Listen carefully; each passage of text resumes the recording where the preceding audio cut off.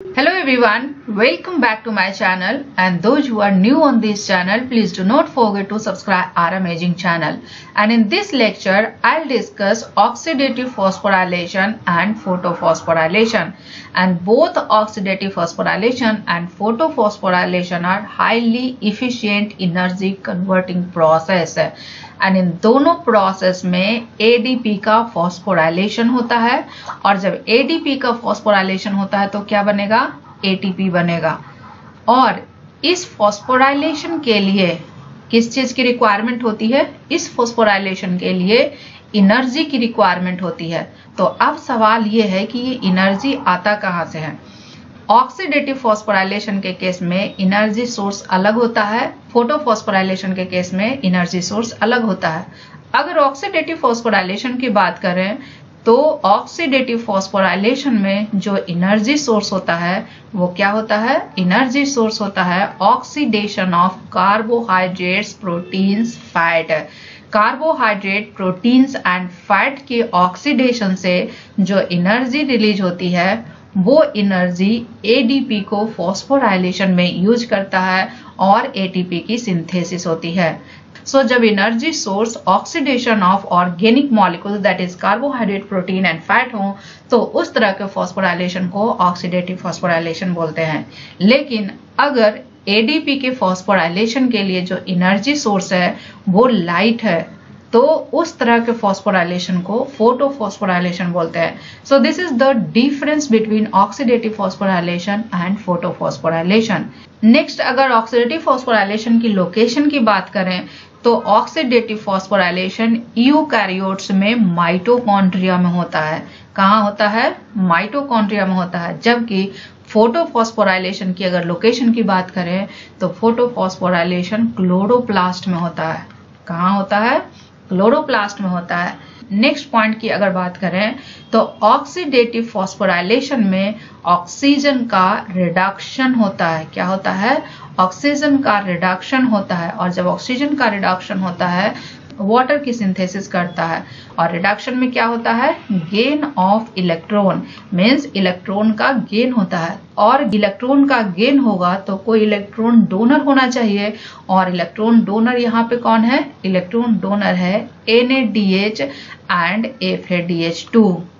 Means NADH and FADH2 electron donate करता है और ऑक्सीजन को रिड्यूस करता है। सो NADH एंड FADH2 से जो इलेक्ट्रॉन रिलीज होता है उस इलेक्ट्रॉन को फाइनली एक्सेप्ट कौन करता है, oxygen.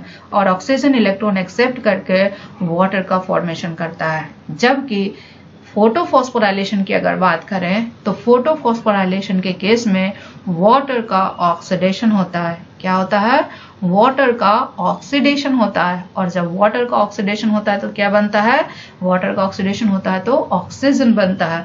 And oxidation is the loss of electron.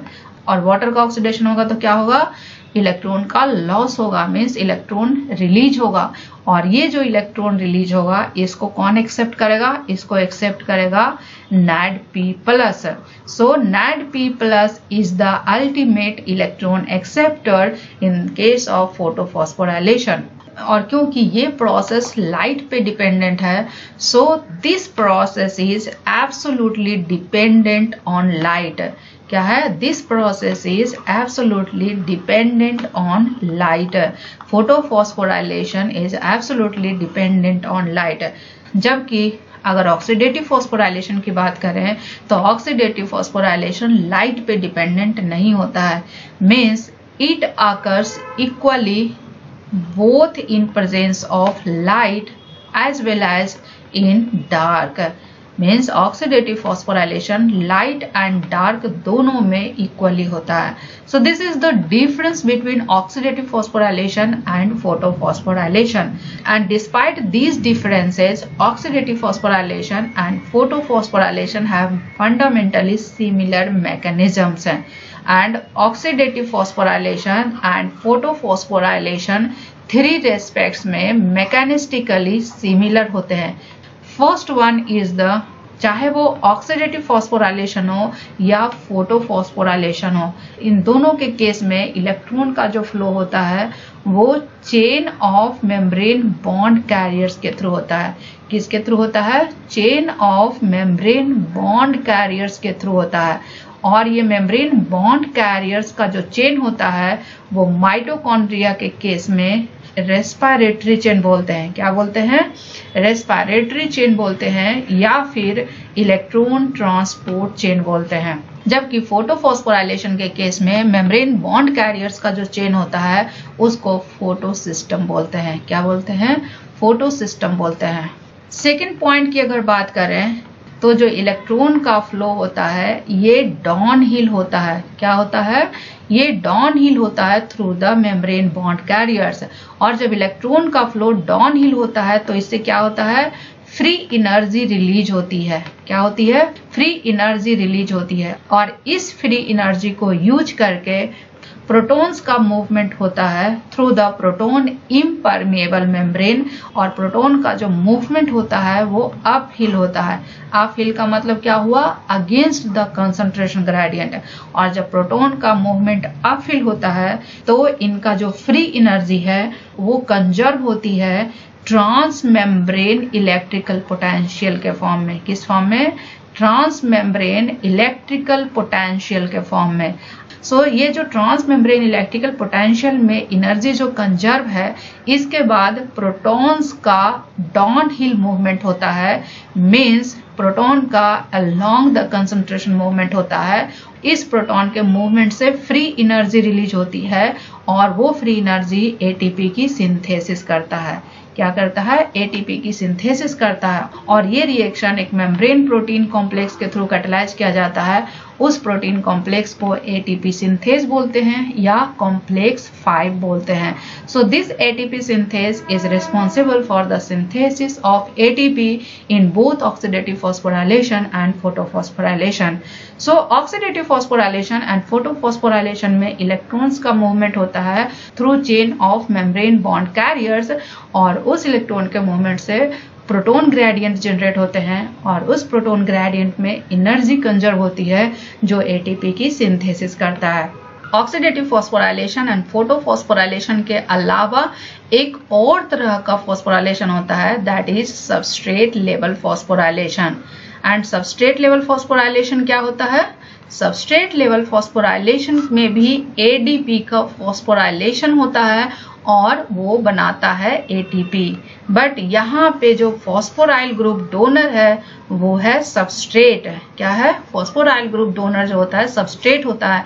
Means substrate से फॉस्फोराइल ग्रुप ट्रांसफर होता है एडीपी में एंड वो एटीपी की सिंथेसिस करता है। और इस फॉस्फोराइलेशन के लिए एनर्जी कहाँ से आता है? इस फॉस्फोराइलेशन के लिए एनर्जी आता है डिहाइड्रोजिनेशन ऑफ सबस्ट्रेट से। डिहाइड्रोजिनेशन ऑफ ऑर्गेनिक मॉलिक्यूल से। किससे आता है? डिहाइड्रोजिनेशन ऑफ ऑर्गेनिक मॉलिक्यूल से। मीन्स ऑर्गेनिक मॉलिक्यूल का जब डिहाइड्रोजिनेशन होता है तो एडीपी का फॉस्फोराइलेशन होता है। तो इस तरह के फॉस्फोराइलेशन को सबस्ट्रेट लेवल फॉस्फोराइलेशन बोलते हैं। और सबस्ट्रेट लेवल फॉस्फोराइलेशन की अगर बात करें तो सबस्ट्रेट लेवल फॉस्फोराइलेशन हमें ग्लाइकोलिसिस में दिखता है। ग्लाइकोलिसिस टोटल 10 स्टेप्स में कंप्लीट होते हैं और इन 10 स्टेप्स में सिर्फ 2 स्टेप ऐसा है जिसमें सबस्ट्रेट लेवल फॉस्फोराइलेशन होता है। First one is the 1,3-bis phosphoglycerate.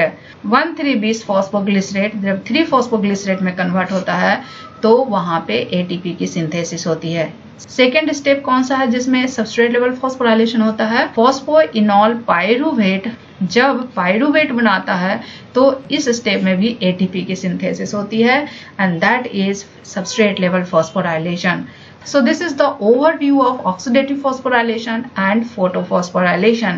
And in my coming video, I'll discuss mechanism of oxidative phosphorylation and photophosphorylation, and it will take 2-3 classes. So first I'll discuss mechanism of oxidative phosphorylation and then I'll come to the mechanism of photophosphorylation. So please keep watching and stay tuned, and if you find this video informative, please do like, share and subscribe, and if you have any doubt, query and suggestion, please let me know in the comment section.